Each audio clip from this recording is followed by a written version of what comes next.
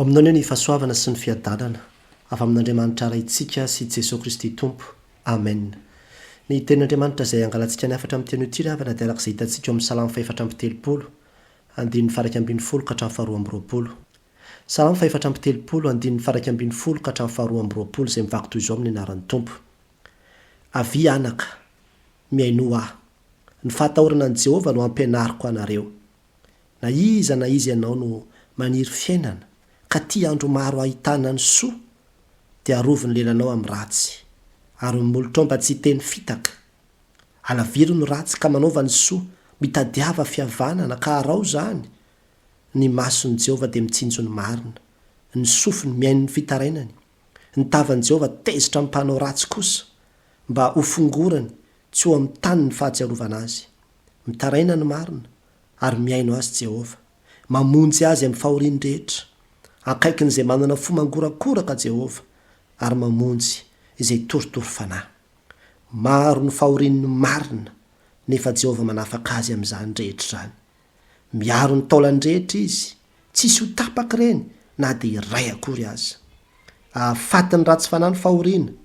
ary ny mankahala ny olo-marina ho elohina. Fa Jehovah manavotra ny fanahin'ny mpanompony, ka tsy mba hisy ho elohina izay rehetra mialoka aminy. Amen. Araka izany ravana dia ny anatranatra izay nataon'i Davida mahakasika ny fahatahorana an'i Jehovah sy ny tontolony, izany no azontsika amin'ny tinana izao ampahatsoratra masina izay niraisintsika izao. Ary dia misy reto famarinana telo reto no tiako indray hisariana ny saintsika avy amin'izany. Ka ny famarinana voalohany izay hitantsika eto dia izao hoe: ny fahatahorana an'i Jehovah no ampianariko izay maniry fiainana sy tia andro maro, hoy Davida. Ny fahatahorana an'i Jehovah no ampianariko izay maniry fiainana sy tia andro maro, hoy Davida. Hitantsika izany amin'ny andininy faraka ambin'ny folo sy ny andininy faharoa ambin'ny folo, raha verina vakina toy manao hoe: avy anaka, miaino aho, ny fahatahorana an'i Jehovah no ampianariko anareo. Na iza ianao no maniry fiainana, ka tia andro maro ahitana ny soa. Etsika ravana dia mahita aloha fa ity Salamo 430 ity dia miresaka be dia be mihitsy Davida ny amin'izany atao hoe fahatahorana an'i Jehovah izany. Eo ambonimbony eo izy dia milaza mihitsy manao hoe sambatra izay matahotra azy, tsy hanan-java-mahory izay matahotra azy. Matahory an'i Jehovah ianareo olo-masina. Tena maro be mihitsy ny famporosiana izay ambaran'i Davida satria niainana izany izy mantsy rehefa nandeha nandositra tany amin'ny Filistina, araka ny hitantsika eo amin'ny Soramandry. Rehefa nandositra tany amin'ny Filistina izy dia navotan'Andriamanitra, ary tsapany hoe izay le fahatahorana an'Andriamanitra tao amin'izay no antoka nahazony an'izany. Ka eto izy dia mampianatra, mitaona ireo izay ambarany hoe zanaka, izay olona miaino azy ny ambarany eo anatin'izany, hiaino fa ampianariko anareo izy ny fahatahorana an'i Jehovah. Ampianariko anareo ny fahatahorana an'i Jehovah. Io fahatahorana an'i Jehovah io no loharano, zany ny dikany hoe na iza ianao no maniry fiainana ka ty andro maro hahitana ny soa. Zany hoe na iza ianao no maniry fiainana, na iza ianao no tia hanana an'izany fahela velona, tia hanana an'izany fitahiana izany, dia izao avy ianao ampianariko ny fahatahorana an'i Jehovah. Raha famadika izy dia ohatr'izay zany ny ahazahoantsika azy. Zany hoe tena mifamatotra araka ny fanazavan'i Davida azy eto ny fahombiazana, ny fahela velona, ny fahasoavana sy ny fahatahorana an'i Jehovah. Ary raha mivoaka tsika mijery ny soratra masina any amin'ny ohabolana dia tena miresaka be dia be an'izany mihitsy ny soratra masina, io fifamatorana eo amin'ny fahombiazana sy ny fahatahorana an'i Jehovah io. Any amin'ny ohabolana zao toko 7 andininy 10 dia efa milaza izy hoe ny fahatahorana an'i Jehovah aloha ny fiandoham-pahendrena. Ny fahatahorana an'i Jehovah ny mahela velona, ohabolana 10 andininy 7 Ny fahatahorana an'i Jehovah no fiarovana mahatoky, ohabolana 4 andininy 4. Ny fahatahorana an'i Jehovah no loharanonaina, ohabolana 4 andininy 7. Ny fahatahorana an'i Jehovah no ahazahoana fiainana, ohabolana 7 andininy 7. Eo no ahitana zany fa tena mifamatotra le fiainana, le loharanonaina, le fahela velona sy ny rehetrarehetra amin'ilay fahatahorana an'i Jehovah. Ary zany mahatonga ny Davida eto rehefa miresaka toy manao hoe: raha maniry fiainana ianao, avy ary ampianariko ny fahatahorana an'i Jehovah ianao. Avy ary izy ampianariko ny fahatahorana an'i Jehovah ianao, omeko kokory ianao, omeko exercice ianao ianaranao amin'izany atao hoe fahataorinan'i Jehovah zany raha maniry fiainanao. Mifamatotra zany le izy, mifamatotra zany le izy. Le fahataorinan'i Jehovah moa dia inona fa fanajana azy io, fiankofana eo anatrehany io, fanaovana zavatra araka ny sitrapony io, le fahafantarana zany hoe mahita Andriamanitra, manatrika Andriamanitra dia matahotra sao dia hanao zavatra mampalahelo na mahatezitra an'Andriamanitra. Izay le antsoina hoe fahataorinan'i Jehovah, ary zay no lakile na fanalahidy araka ny anambaran'i Davida azy eto ny fiainana sy ny fahasoavana rehetrarehetra, ka ampianariko anao izy raha mitady an'izany ianao. Inona ravana ny lesona izay azontsika tsoahana avy amin'izany? Tsy mbola miova ry havana fa mbola hatramin'izao koa. Niza maniry fiainana, niza teo ela velona, niza tianana fahasoavana dia tsy maintsy mianatra izy an'izany atao hoe fahatahorana an'Andriamanitra zany. Zany ny mbola foto-kevitra hijoroan'ny soratra masina ary mbola hijorontsika hatramin'ny andro ankehitriny. Angamba ianao mba maniry mba te ho tafita eo amin'ny fiainana na amin'ny fianarana zany na amin'ny asa zany, dia mandehana amin'ny fahatahorana an'i Jehovah e. Mandehana ianaro mihitsy ty fahatahorana an'i Jehovah ity. Fandraindray anie ny zavatra ataon'ny olona dia inona moa fa dia le nahazaony an'le asa zavatra diplôma fosika ny ataon'ny sasany. Nahazaony an'le asa tena kolokolo ranoray mitsolotra be, lainga be, fitaka be vava. Aiza moa ny ahita fiainana ao anatin'izany? Aiza moa ny ahita fiadanana ao anatin'izany? Aiza moa ny ahita fitsaharana ao anatin'izany? Zany anie le izy, mifamatotra le izy. Raha teo ela velona ianao, angamba ianao mba maniry hoe ahoana ry ny ataoko hoe arahanao daholo ty karazana astuce rehetrarehetra ty andramo, ka izaho fa tsara Jehovah, sambatra izay mialoka aminy. Matahora ny Jehovah ianareo olo masina ozy fa tsy hanan-java-mahory izay matahotra azy. Raha tena teo ela velona ianao ry havana, dia izay mianara ary amin'ny tian'io ty ny atahotra an'Andriamanitra. Misy zavatra mila anaovana exercice ao, mila zavatra mila pratikena mihitsy zany le izy. Zany natao hoe fianarana zany. Mila eritreretina, saintsainina, zany ny fianarana. Ary te hampianatra anao an'izany mihitsy ny tompo amin'ny tian'io ty. Angamba te hanana fiainana ianao, fiainana mba milamina ao anatin'ny tokantrano. Dia izay mandehana amin'ny fahatahorana an'i Jehovah e. Mova tsy zany ny ambaran'ny tenin'Andriamanitra, ataovy marina ozy izy ny alehan'ny tongotra ao dia voalamina ny alehanao rehetra. Ahoana moa ny anana filaminana ny tokantrano? Raha ohatra ka misy fijangatsangana tafiditra ao. Ary zany fijangatsangana zany anie dia zavatra ataon'ny olona vokatra ny tsy fahatahorana an'Andriamanitra e. Tsy fahatahorana an'Andriamanitra ny mahatonga ny olona manota, satria tsy miraharaha izy zay mety ho réaction an'Andriamanitra eo anatrehan'ny zavatra izay ataony. Fa raha mandinika ny amin'izany ny olona, mieritreritra ny amin'izany ny olona, raha mavesatra ao anatin'ny olona zany hoe hanao ny hampalelo an'Andriamanitra zany sanatria, dia lasa handeha izy amin'ny fahatahorana an'Andriamanitra. Ary moa tsy zany ve nataon'i Josefa, ilay tovolahy Israelianina kely norabirabin'ny vadiny mpampiasa azy izy. Ataoko ahoana ozy nanota anao an'izany zava-dratsy zany ao anatrehan'ny Andriamanitra? Izay le fahatahorana an'i Jehovah izay. Inona ny azony? Lasa tonga prime ministre anie zany Josefa zany. Voaroaka izy aloha voaroaka, ie. Nigadra izy aloha nigadra, ie. Fa rehefa avy eo lasa tonga prime ministre zany Josefa zany. Zany le hoe fiainana, zany le hoe te ahita andro soa. Ndraindray manko ny devolony manday amin'io anao, amin'izao fotoana izao ianao tsy manaonao tsolotra zany, amin'izao ianao tsy manaonao aferafera sy ananina zany, manamboamboatra chiffre sy anana. Tsy tafavoaka mihitsy ny businessinao. Zany indray ny filozofia volena sy voizina amin'izao fotoana izao. Hoe raha mandeha amin'ny fahatahorana an'Andriamanitra ianao dia perte totale, tsy tafavoaka mihitsy ianao, tsy ahazo vady eo zany ianao, tsy ahita asa zany ianao raha tena mandeha amin'ny fahamarinana tanteraka, raha hoe matahotahotra an'Andriamanitra zany. Fa tsy tokony ianao an'izany, fa raha izany le mifanohatra amin'ilay ambaran'ny soratra masina mihitsy ny voizin'ny olona amin'izao fotoana izao. Raha te handresy ny ratsy ianao, ny fakapanahy samihafa, dia izao mila velominao mihitsy, ianaranao mihitsy hoe handeha velomiko ato anatiko ny fahatahorana an'Andriamanitra. Velomy ao anatintsika mihitsy ianarana, hampianariko ozy Davida, rehefa avy eo moa hampianarintsika ao, hitantsika ao mifampirodana faharoa inona zany le ohatra anatin'izany ianarana ao anatin'izany fahatahorana an'i Jehovah zany. Ny fanontaniana mipetraka amiko sy aminao ary zany dia izao hoe manahoana manana an'izany fahatahorana an'Andriamanitra zany ve ianao? Mitondra anao ary havana amin'ny tian'io ty mba andinika lalina hangetaeta hanana faniriana sy etaetan'izany hoe andeha aina amin'izany fahatahorana an'andriamanitra zany a tena hoe andriamanitra no atahorana ary ny didiny no tandremana fa izany no tokony ataony olombelona rehetra ka na de mety fara mifigadrana azy na de mety amoizako zavatra samihafa azy dia alao manao ny sitrapon'andriamanitra satria mandeha amin'ny fahatahorana an'andriamanitra fa zay no ambaran'ny teniny manao hoe raha tia ahita fiainana raha tia andro maro ahitana ny soa dia mila mandeha amin'ny fahatahorana an' Jehova tsy vitantsika amin'ny herin'ny tenantsika nefa zany raha tsy tena miankina tanteraka amin'ny fanahy masintsika ary rano antom-pisian'ny fanahy masina anome antsika hery ahafahantsika mandeha amin'izany fahatahorana an' Jehova izany. Ny famaritana faharoa izay hitantsika tokoa nefa ravana teo izao hoe ny fiarovana ny lela amin'ny ratsy dia anisan'ny fomba iray iainana ny fahatahorana an' Jehova ho Davida. Ny fiarovana ny lela amin'ny ratsy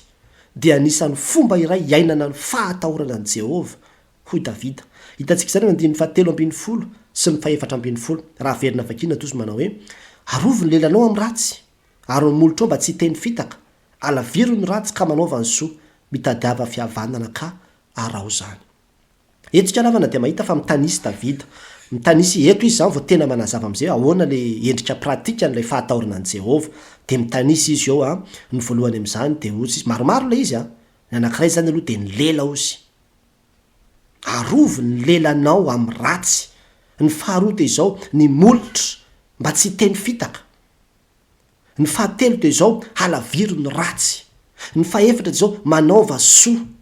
Ny fahadimy mitadiava fihavanana. Reo zany anisan'ny fomba anankidimy aloha reo zay tany saina fa ny anankiray ihany no raisitsika.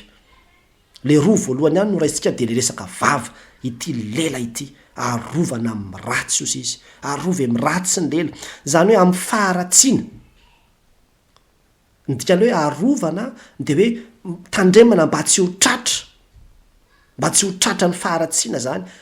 na anatanteraka faharatsiana ity lela ity ary ao amin'ny lela ao mihitsy ny zavatra voalohany indrindra ambarany ny lela mihitsy ny zavatra voalohany izay ambarany Davida ao anatin'le izy ka mahagaga ihany sinka kely mivavan'ny olona tokoa io lela io kanefa dia zava-dehibe. Inona moa ry havana ny lesona izay azontsika tsoahana avy amin'izany io lela io ry havana tena mila miaro ny io lelantsika io isika. Ny zavatra anankiray zao ataon'ny olona dia izao ny mandainga mamitaka zany zao zavatra ataon'ny olona amin'ny lelany zany tena mila hitandremantsika tsika kristianina dia miaro ny lelantsika isika anisan'izany koa ny fifosana faharatsiana zany mpahazo ny olona zany manaratsy ny hafa miteny zavatra ratsy amin'ny hafa eo zany dia fa ianarana raha te hianatra na hoe fahatahorana an' Jehova ianao zany dia eo amin'io lelanao io anao mila mianatra mihitsy hoe feheziko ty lelako ty fehezina mihitsy arovana mihitsy sarotra ny miazona ny vavantsika io te hiteny foana le vava te hanaratsy foana le vava te hilaza ny zavatra jaozoro fa tena eo mihitsy no ahitana le fahatahorana an'Andriamanitra hoe tsy teny an'izany satria sao dia mampalalo an'Andriamanitra ny zavatra zany. Ny manozona misy ny olona dia manozona amin'io vavany io ary zany mahatonga ny tenin'Andriamanitra hitempana hoe ny vavany olona ihany hitenenana ny fiainana dia hitenenana ny fahafatesana ihany koa tena tsy izy mihitsy ny fanozonana zany zavatra ratsy zany arovy amin'izany ny lelanao dia tahaka izany koa ny fiatsaram-belatsia manao teny mandoka fotsiny amin'ny lela to miteny zavatra tokany hoe tsara nefa ratsy ny avonavona zany ny ravana zavatra avoakany io lelantsika io daholo zany ny teny tsy montina rehetrarehetra ny teny ratsy rehetrarehetra ny fanambaniana olona ary ny teny mahery sy ny teny mandratra izay mahatonga fisarahana sy ady motsy zany rehetrarehetra zany ve no zavatra zay ampiasain'ny olona nyity lelan'ity ary ampiasantsika n'io lelantsika io zany no ambaran'ny soratra masina eto hoe arovy amin'izany ny lelanao ry kristianina indraindray manko na dia hatrany am-piangonana ary mbola tonga any ihany le fifanaratsiana mbola tonga any ihany lay vava miatsara velantsisy manambanimbany hafa mbola tonga any ihany lay teny marary lay teny ratsy aza any amin'ny toerana rehetrarehetra hatrany amin'ny toeram-piasana io ao atokantrano io naiza io arovo ny lelanao zany ny ambaran'ny tenin'Andriamanitra eto. Andaontsika hianatra zavatra teboka ray fotsiny no nyraisintsika io ary zany nahatonga ny tolo raza antsika ilaza manao hoe avadibadioin'ny pito ny lehilahy zy vo amin'ny teny tandremy somandainga tandremy somamitaka foziny ambaran'ny tenin'andriamanitra hoe izay miambina ny vavany sy ny lelany dia miaro ny fanahany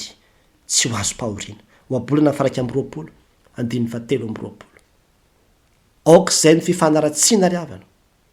angamba ny mpanao politika afaka ozina hoe ny mpanao politika ka afaka manao an'izany zay anao fa izao sy anao andaontsika hianatra hifehany ty vavantsika ity mba hiainantsika n'izany fahataorina an'andriamanitra zany azahoantsika le tena fiainana marina milamina zao tontolo zao milamina ny fiainana raha ohatra ka samy mitandrina daholo ny tsiraray avy amin'ny zavatra zay teneny ny vavany sy aloky ny lelany milamina ny fifandraisany milamina fahendrena lehibe n'izy ho ampianaran'ny soratra masiny zao ary tena fahendrena mitondra ao amin'ny fiainana mihitsy ary nanaovantsika azy tsy hoe satria manao an'izany satria zao fa tena hoe noho ny amin'andriamanitra noho ny amin'ny fahataorana an'andriamanitra zao na te hiteny aza te hamaly aza te hiteny mafy mihitsy aza ao anatrehan'ity zavatra ty zao akomboko ny vavako feheziko satria izany nampianarin'andriamanitra ny amin'izany fahatahorana an' Jehovah zany zavatra ray fotsiny aloha io araka ny ambarako teo anisany io fa mbola maro ny ambarany teo manaova soa mitadava fihavanana sy nrehetra fa zao andao aloha io aloha no inarantsika io aloha ny exercice io aloha ny zavatra lesona zay omenantsika androany andao mba samy eritreritra andao mba samy anao pratika an'izantsika ho hitandrina nyity vavantsika ity eo anatrehan'ny zavatra samy hafa fanontaniana mipetraka amikosa aminao ary zany de izao hoe vonina venao hiaro ny lelanao amin'ny ratsy mitonanao ary havana amin'ity an'io ty mba handinika lalina hanao fanamby hiroso amin'ny fampiarana izany tenin'andriamanitra zany ka tsy ho mpiainy fotsiny ihany tsika dia mitaka ny tenantsika fa tena ho mpiainy mpakatoa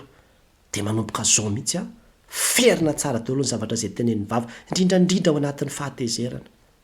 eo anatrehan'ny toe-javatra zay hafahafa samy hafa de akombona tsara ny vava fiezina tsara eritreretina tsara hoe ankasitrahan'andriamanitra fa izany zavatra ho teneniko zany sa tsy ankasitrahany aoka ny teninareo izy ho mamysira mandrakariva zany eny nabaran'ny soratra masiny sarotro io ry havana tena sarotro zavatra kelany eny lelantsika io fa sarotra no mife azy kanefa de eo no andohan'ny fahendrena rehetrarehetra ihany koa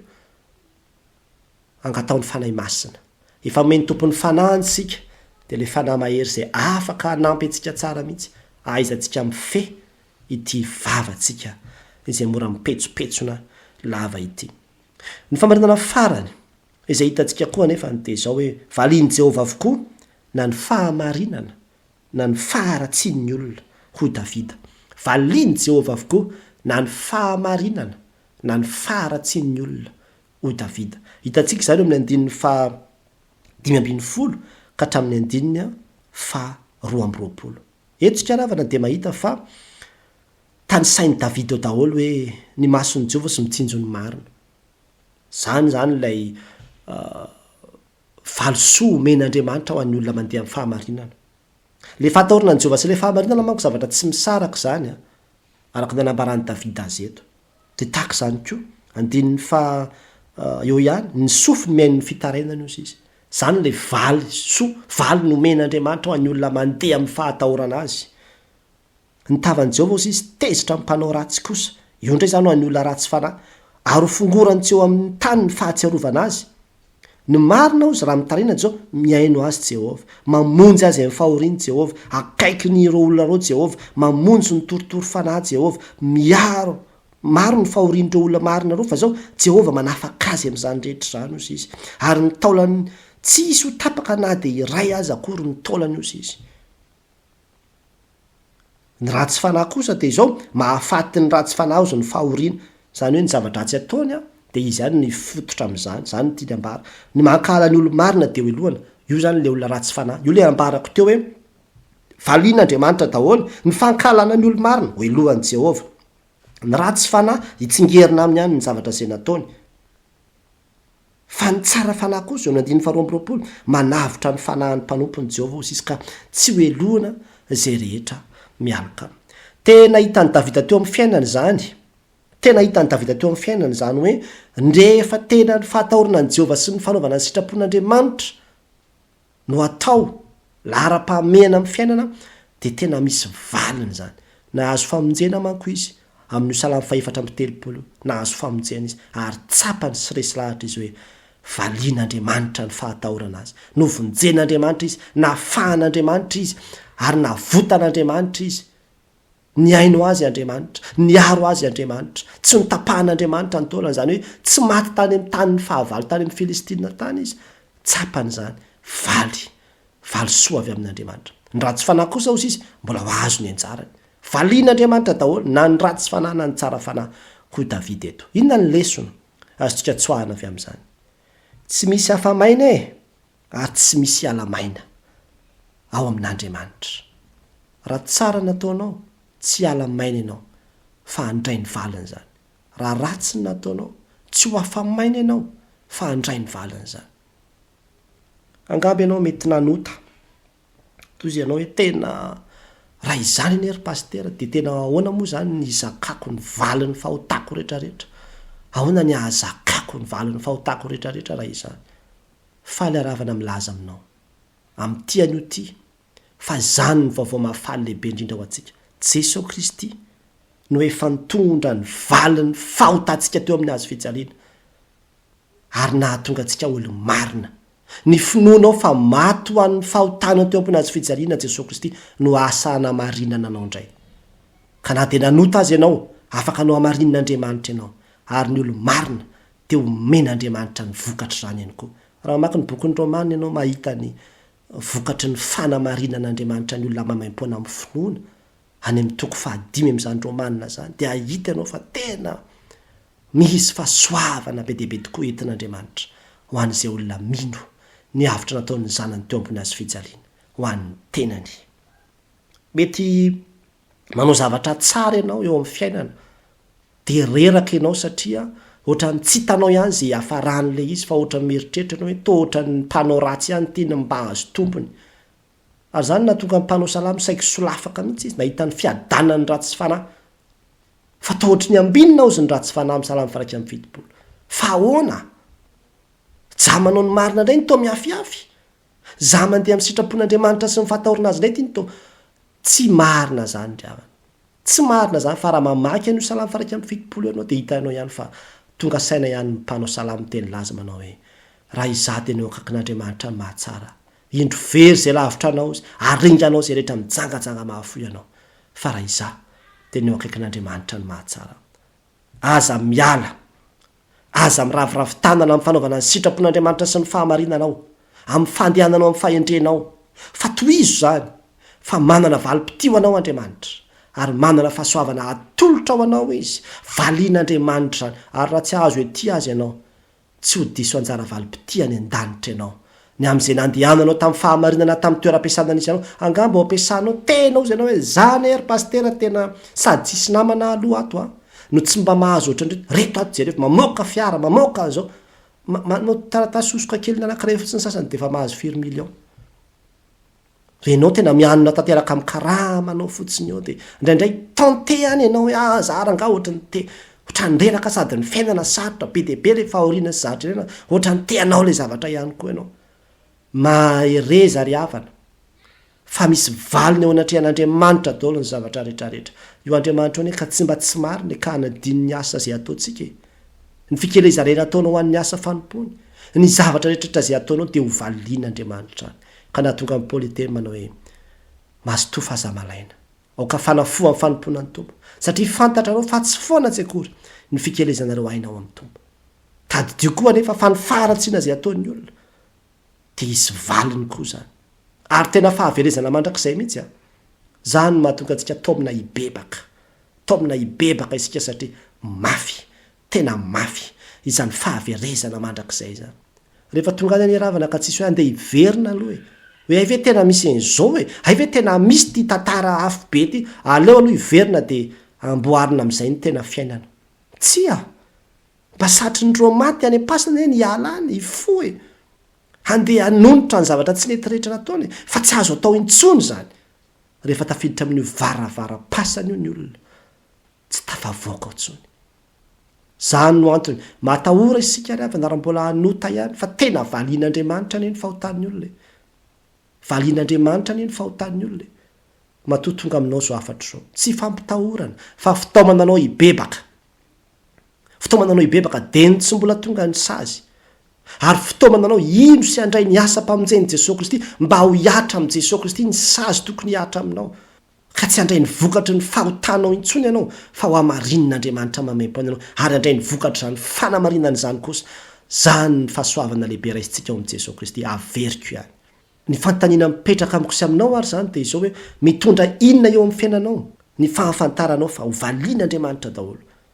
na ny ratsy na ny tsara izay ataontsika mitondranao ary havana amin'ny tian'io ity iaino ny fahatahorana an'Andriamanitra fa tsy hanenina ianao zavatra zany ny toe-panahy takian'Andriamanitra amintsika ny andehanantsika amin'ny fahatahorana anazy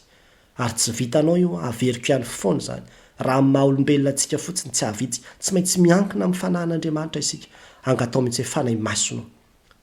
omeo any fahatahorana marina omeo any faharetana amin'ny fanaovako ny marina sy ny sitraponao ary omeo any fanantenana ny amin'ny valipity sy ny valim-pahasoavana izay omena ny amin'izay rehetra andehanako eo anatrehan'Andriamanitra dia mibeba dia tsy mbola tonga ny loza raha fitinina izay rehetra nambara teo zany dia izao hoe ny fahatahorana an' Jehova no ampianariko izay maniry fiainana sy tia andro maro ho Davida raha tianao ny anana an'izany fiainana milamina zany raha tianao ny anana an'izany atao hoe fahasoavana be dehibe miditra amin'ny fiainanao zany fa ela velona zany mianara ny atahotra an'Andriamanitra ny faharoa ny fiarovana ny lela amin'ny ratsy dia anisan'ny fomba iray iainana ny fahatahorana an' Jehova ho Davida sarobidy io lelantsika io singa kely fa mandavo olona maro hatramin'ny olona lehibe indrindra ka hatramin'ny ankizy madinika indrindra andao hianatra hianatra sika atolotritsika an'Andriamanitra mihitsy ny vavantsika hoe tompo fiezo ity vavako ity ity lelako ity hampianara hay amadibadika azy mba hanao izay zavatra rehetrarehetra hafaly ianao foana amin'izay zavatra lazain'ny vavako manomboka zao ary ny farany dia izao hoe valiany Jehova avokoa na ny fahamarinana na ny faharatsian'ny olona ho Davida tadidio averiko ihany fa ny ratsy atao ane ka tena misy valiny tsy afa-maina zany mety afaka teto amin'ity zao tontolo zao ty ary mety tsisy mahita fa eo anatrehan'Andriamanitra ratsy mibebaka isika mandray ny vokatry ny faharatsitsika isika ary zany na hafatesan'i Jesosy teo ambony azy fijalena mba hitondra ny vokatry ny fahotantsika izy ka tsy isika intsony no elohany fa izy no elohana amin'ny toerantsika raha mino izany ianao dia omen'Andriamanitra fanamarinana amarinina amin'ny finoana maimaim-poantsika no ny avitra nataon'i Jesosy teo ambony azy fijalena ary zany ny vaovao mafalo antsika toizo ny fahamarinanao fa raha mbola misy koa ny farany dia tsy ho foana ny fanantenanao ho an'Andriamanitra rirany ny voninahitra amen.